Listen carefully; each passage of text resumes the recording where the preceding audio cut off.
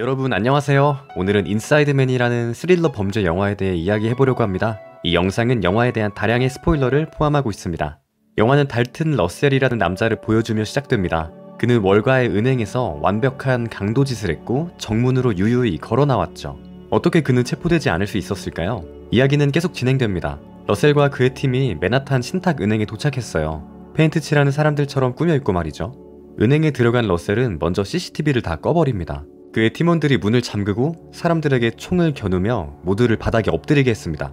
순찰을 돌던 경찰이 은행 안쪽에서 연막탄 안개가 스며나오는 것을 보고 다가갔습니다만 달튼이 고개를 내밀고는 인질들을 잡고 있으며 경찰들이 접근하면 모두 죽여버리겠다고 으름장을 놓습니다. 경찰은 지원을 요청했습니다. 경찰차들이 빠르게 은행을 둘러쌌어요. 같은 시간 맨하탄 신탁의 주인 아서 케이스 회장은 자기 은행 중 한 지점이 무장 강도에게 점거된 소식을 보고받습니다. 그는 능력있고 입 무거운 매들린 화이트라는 여자에게 전화를 걸어 만나자고 했습니다. 그녀는 전개에 큰 손을 뻗치고 있는 여자인데 일 처리가 확실했죠. 그녀는 아서 같은 거물이 연락을 취한 것에 대해 대단히 놀랐습니다. 회장은 그녀를 만나 은행 금고에 보관되어 있던 자기 가문의 갑오가 든 상자를 찾아달라고 부탁합니다. 만약 가져오는데 실패한다면 돈은 얼마든지 줄 테니 없애달라고 해요. 회장은 그녀에게 거짓을 말하진 않지만 모든 사실을 말하지도 않습니다. 그는 상자 속 물건이 무엇인지 끝내 말해주지 않아요. 또 다른 주인공 프레지어와 미첼 형사를 만나볼까요? 그들은 뉴욕 경찰서 협상 전담팀에 있는 형사들입니다. 그들은 사건 현장에서 현장을 지휘하고 있던 다리우스 대장에게 지금 은행 안에 용의자는 몇 명인지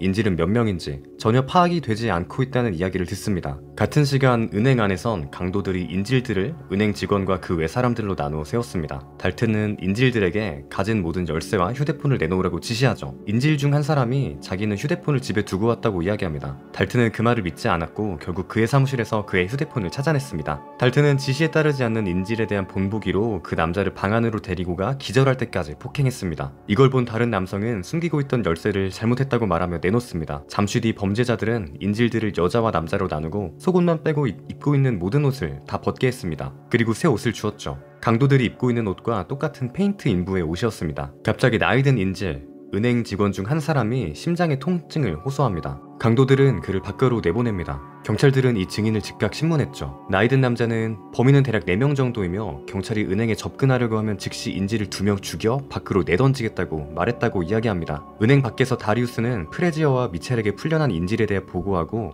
은행 강도들이 은행에 들어간 시점의 CCTV 영상을 분석 중이라고 이야기합니다. 은행 안의 모든 전화 라인은 그들이 있는 본부 차량으로 연결되었습니다. 이제 프레지어가 나설 때입니다. 하지만 그는 아직 강도들과 협상을 진행하기엔 이른 시점이라고 생각했어요. 그는 범죄자의 다음 행보가 어떻게 될지 알고자 했어요. 기다리며 미첼은 범죄자들이 은행에 갈 때 타고 온 차량을 발견했습니다. 그는 들떠 있었지만 프레지어는 아마도 도난 차량일 것이라며 지문 감식을 해보자고 이야기하죠. 프레지어는 납치범들과 접촉을 시도하기로 했습니다. 은행에 전화를 걸었지만 달튼도 그 누구도 전화를 받지 않아요. 감시 영상도 확인했지만 어떤 정보도 없었습니다. 매우 조용히 그리고 능숙하게 카메라를 다 껐기 때문이에요. 매들리는 뉴욕 시장을 찾아가 대단히 큰 부탁을 합니다. 그녀는 지금 은행의 상황을 계속 확인 중인데 VIP 고객에게 받은 부탁을 이행하기 위해 정보가 필요하다며 경찰과 접촉하게 도와달라고 하죠. 시장은 마지못해 허가를 내주었습니다. 강도들은 두 번째 인질을 내보내주었습니다. 목에 어떤 상자를 밧줄로 메어서 내보냈는데 손을 묶고 있는 입에는 재갈을 물린 상태였습니다. 경찰들이 그의 복면을 벗기자 아랍 사람의 모습이었습니다. 형사들은 이 증인을 잠시 뒤 근처 카페로 데리고 가서 신문합니다. 시크교도 인질은 납치범 총 4명이며 그 안에는 20에서 30명의 인질이 있다고 말하죠. 잠시 뒤 경찰은 납치범들이 보낸 메모를 읽었습니다. 오후 9시 이전에 2대의 버스와 조종사 딸린 비행기 한 대를 준비시키라는 요구였죠. 시간 안에 그 조건이 이행되지 않는다면 1시간이 지날 때마다 인질을 한 사람씩 죽이겠다고 협박했습니다. 게다가 은행이 지금 폭발물로 가득하다고 하네요. 프레지어는 강도 두목이 직접 접촉을 시도할 때까지 아무것도 해줄 수 없다며 애타게 만들어야 한다고 하네요. 그때 아서 케이스가 본부 차량에 들어와서는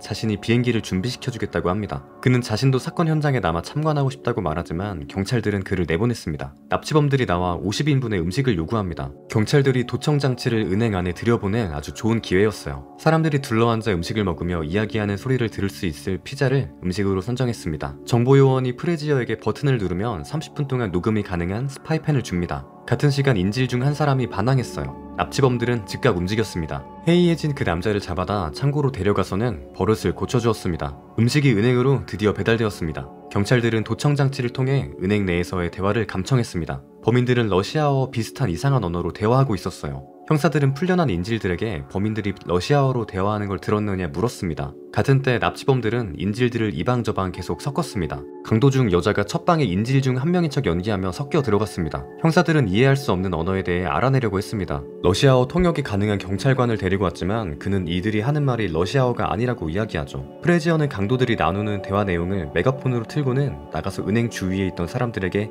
이 언어를 알아듣는 사람이 있는지 묻습니다. 공사장 인부 중 한 사람이 이 언어가 알바니아어라고 이야기합니다. 자기 전 여친이 알바니아 사람이었어서 알바니아어인 것만 안다고 하네요. 프레지어는 인부에게 전 여친에게 전화를 하라고 했어요. 그녀가 본부에 왔습니다. 도와줄 테니 주차 위반 딱지를 말소시켜달라고 하죠. 각서라고 그녀에게 녹음 파일을 들려주자 그녀가 웃었습니다. 그 말소리는 알바니아의 사회주의자 전 대통령 엔베르 호자의 목소리라고 하는군요. 형사들은 그제야 범인들이 진작에 자기들의 도청장치 계획을 알아채고 녹음 파일을 틀어둔 것임을 알게 됐습니다. 상황이 점점 복잡해지네요. 잠시 뒤 달튼과 범인 중 한 사람이 금고를 열고 들어갔습니다. 그 안에는 그들이 찾고 있었던 듯한 문서들과 다이아몬드 주머니, 보석 상자가 있었어요. 달튼은 상자에서 문서만 꺼내고 닫았습니다. 시장과 메들린이 프레지어 형사를 찾아갔습니다. 메들린은 도움을 주겠다며 자기들이 현장에 온 이유를 간단히 설명하죠. 형사는 거절했어요. 하지만 메들린은 생각보다 많은 걸 알고 있었어요. 프레지어 형사의 개인적인 문제를 들먹이며 그를 협박하자 프레지어는 마지못해 받아들였습니다. 조금 후에 달튼이 전화기를 들고 프레지어와 대화를 나눕니다.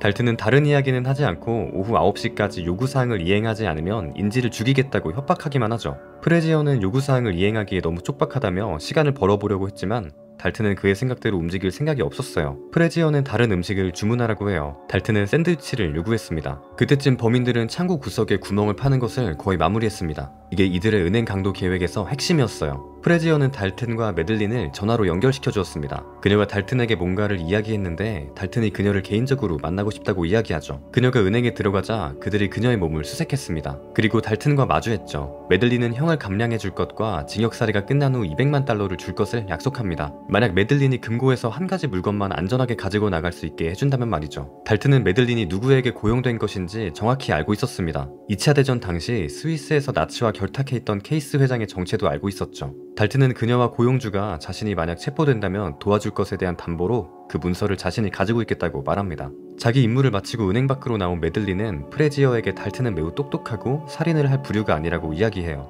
프레지어는 달튼에게 자신이 평소에 하던 협상 프로토콜을 이용해서는 안 되겠다고 생각합니다. 이미 다 간파당할 것이 뻔했어요. 그는 달튼에게 전화를 걸어 비행기를 준비해 줄 테니 인질들의 상태를 자기 눈으로 확인해 달라고 합니다. 달튼은 이를 받아들였고 프레지어가 은행으로 들어갔습니다. 그는 인질들이 있는 방으로 향했습니다. 형사는 모두가 살아있고 안전한 것을 확인하고 인질들에게 금방 돌아가게 해주겠다고 약속했어요. 떠나려는 길에 프레지어는 달튼을 제압하고 그의 마스크를 벗기려고 했습니다. 하지만 실패했죠. 달튼은 화를 내며 지금 당장 버스를 은행 밖에 준비시키라고 했습니다. 프레지어는 다시 본부 차량으로 돌아왔습니다. 그가 보기에도 달튼은 살인자 부류는 아니었습니다. 그는 무슨 일이 벌어지는지 한번 지켜보자고 제안했습니다. 그때 달튼이 전화를 걸었습니다. 화면을 비추니 이런... 달튼이 인질을 총으로 쏘아 죽였습니다. 결국 프레지어는 인명피해를 막지 못한 책임으로 지휘의 자리에서 쫓겨났습니다. 다리우스가 다시 상황을 총괄하게 되었어요. 다리우스는 특공대가 은행에 들어가 최대한 빨리 강도들을 제압할 것을 계획했습니다. 하지만 인질들과 범인들의 복장이 동일했기 때문에 실탄을 쓰는 것은 매우 위험한 선택이었죠. 그래서 자신들도 작업복을 입고 고무탄을 사용해 진압하기로 했습니다.